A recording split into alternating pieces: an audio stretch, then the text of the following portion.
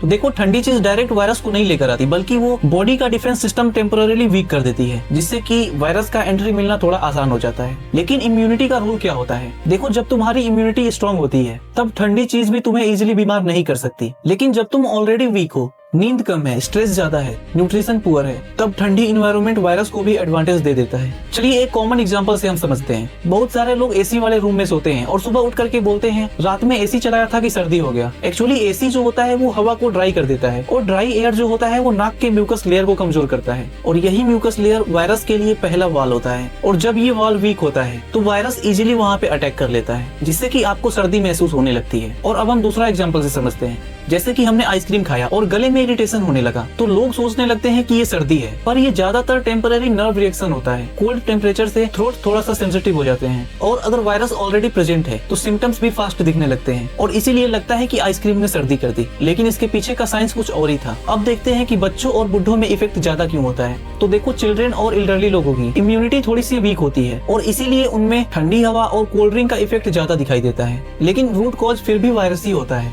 और इसका सबसे बड़ा मिथ ये है कि ठंडा पानी पीना बंद कर दो सर्दी ठीक हो जाएगी। और सच ये है कि अगर हम वायरस के कांटेक्ट में आ रहे हैं, हाथ नहीं धोते, फेस को बार बार टच करते हैं, तो गर्म पानी पीकर भी सर्दी हो सकती है। तो अगर तुम सच में सर्दी से बचना ही चाहते हो तो ये चीजें बहुत ही इंपॉर्टेंट है आपके लिए। हाथ रेगुलरली धोना, फेस टच कम करना, प्रॉपर स्लीप लेना, बैलेंस डाइट लेना और हाइड्रेशन मेंटेन करना। दोस्तों टेम्परेचर से ज्यादा इंपॉर्टेंट है हाइजीन और इम्यूनिटी।